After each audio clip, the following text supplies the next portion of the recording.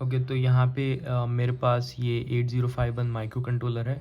इस micro controller को originally Intel ने 1980s में मैन्युफैक्चर किया था, लेकिन आज भी बहुत सारे मैन्युफैक्चर इसे मैन्युफैक्चर करते हैं। मेरे पास जो ओरिजिनली है ये एटमेल का 8089S51 सीरीज़ का माइक्रो कंट्रोलर है, जो कि ओरिजिनली जो इसका डिज़ाइन जो आर्किटेक्चर है वो 8051 के इक्विवेलेंट है। तो ये जो माइक्रो कंट्रोलर है इसमें कुछ पिन्स दी हुई होती हैं, यहाँ पे कुछ पिन्स दी हुई हैं, इसमें 40 पिन्स हैं टोटल। तो हमें इसकी कौन सी पिन किस पर्टिकुलर फंक्शनैलिटी को रिप्रेजेंट करती है, किस लिए यूज़ होती है, इस सब को देखने के लिए हमें इसकी पर्टिकुलर डेटा शीट को रीड करना होता है। ये जो माइक्रो कंट्रोलर इसकी डेटा शीट रीड करेंगे तो उससे हमें पता चलेगा कि कौन सी पिन किस लिए यूज़ हो रही है। यहाँ पे ये जो पैकेज मेरे पास है डुअल इनलाइन पैकेजेस है, और भी बहुत सारे पैकेज यूज़ होते हैं। फॉर एग्ज़ाम्पल ये मैं इस पैकेज की बात करूँ, ये हमारा TQFP है, थिन क्वाड फ्लैट पैकेज। तो इसका जो पिन डायग्राम है वो अलग होगा, ठीक है। तो मैं यहाँ पे ये यूज़ कर रहा हूँ, इसका जो है पिन डायग्राम कुछ इस तरीके से है। और पिन को रीड कैसे करते हैं, ये माइक्रो कंट्रोलर है, इसमें ऊपर नॉच दी हुई है, ठीक है। नॉच के सामने वाली जो पिन है वो पिन नंबर 1 होती है। उसी तरीके से अप टू यहाँ पे 20, टोटल 20 पिन है इसमें। और फिर इसके सामने वाली जो पिन होगी वो 21 होगी। हम यू शेप में जो है पिन को रीड करते हैं। टोटल इसमें 40 पिन हैं। और अगर आप यहाँ पे पोर्ट्स को देखेंगे तो इसमें 4 पोर्ट होते हैं इस माइक्रो कंट्रोलर में। ये है हमारा port 1, port 3, port 2 and port 0।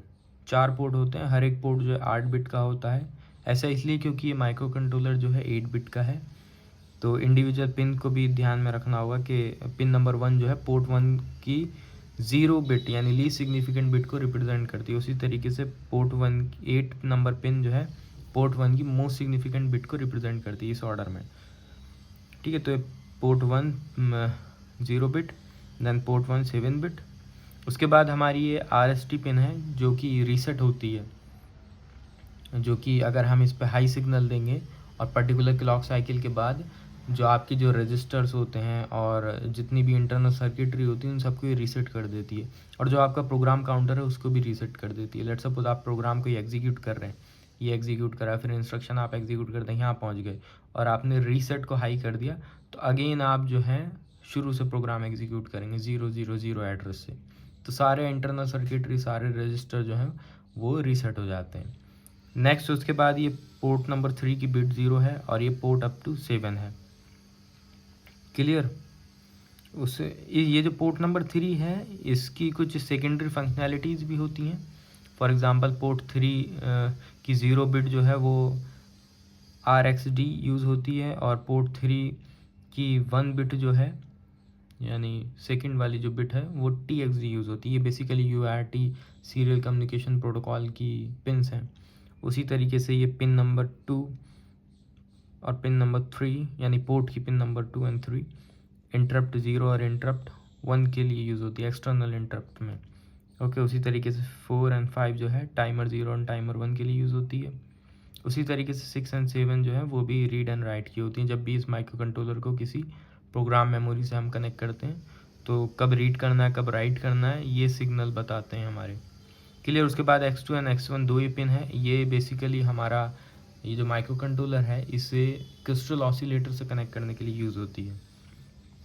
Crystal oscillator हम यूज़ करते हैं इसे क्लॉक प्रोवाइड करने के लिए, master clock, okay.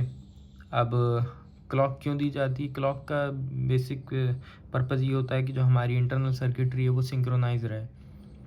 Let's suppose आप इसके अंदर पूरा जो है बहुत सारे रजिस्टर, इंटरनल काउंटर रजिस्टर्स होते हैं, इंटरनल रैम होती है, काउंटर्स होते हैं, एड्रेस लैच होती है, तो सब आपस में सिंक्रोनाइज रहें।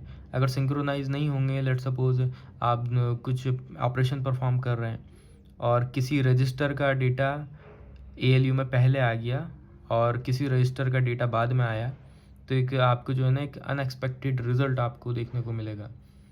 तो हर स्टेप जो है सिंक्रोनाइज रहता है। स्टेप 1 दिया तो नेक्स्ट वैल्यू आगे बढ़ गई, फिर स्टेप दिया नेक्स्ट वैल्यू आगे बढ़ गई।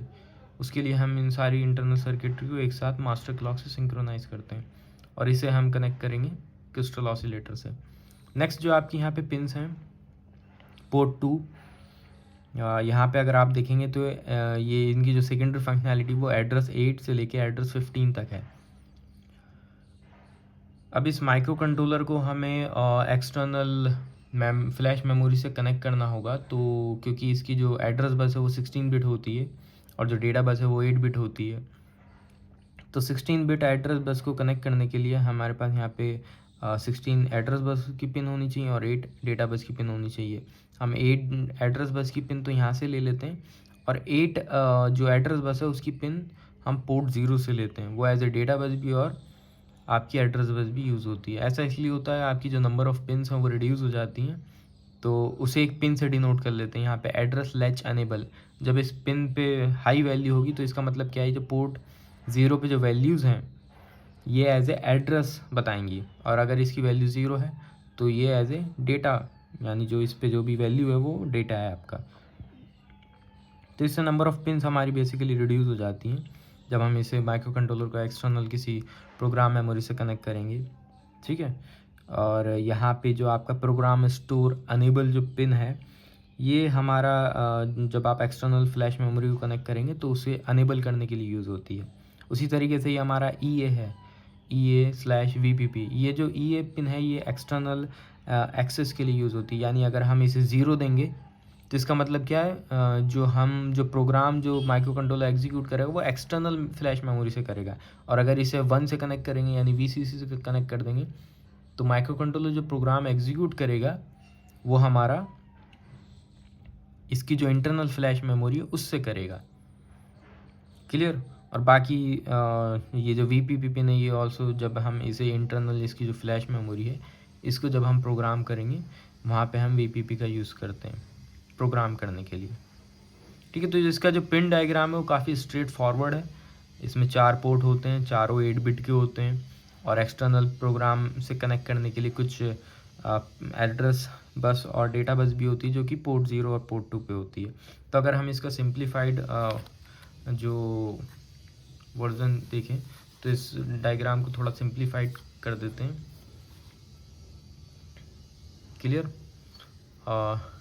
यहाँ पे अगर आप देखें तो ये काफ़ी सिंप्लीफाइड है। यहाँ पे पोर्ट 0 है, पोर्ट 1 है और पोर्ट 2 है, ओके। और ये आपका पोर्ट 3 है जिसकी कुछ सेकेंडरी फंक्शनैलिटीज़ भी होती हैं, जैसे अभी बताया UART के लिए होता है हमारा इंटरप्ट 0 और इंटरप्ट 1, फिर हमारा टाइमर हुआ और रीड राइट सिग्नल हुए। जब हम एक्सटर्नल फ्लैश मेमोरी को रीड करेंगे, राइट करेंगे तो ये सिग्नल डिनोट करेंगे।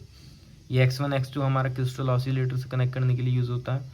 RST जो है माइक्रो कंट्रोलर को रीसेट करने के लिए, और प्रोग्राम स्टोर अनेबल जो है वो हमारा एक्सटर्नल फ्लैश मेमोरी को अनेबल करने के लिए। उसी तरीके से ALE एड्रेस लैच अनेबल, ये जो डेटा बस पे जो वैल्यूज़ है इसको डिनोट करने के लिए कि कब एड्रेस है और कब इस पे प्रेजेंट डेटा जो है डेटा है, ठीक है। तो काफ़ी स्ट्रेट फॉरवर्ड, काफ़ी सिंपल इसका जो है डायग्राम है।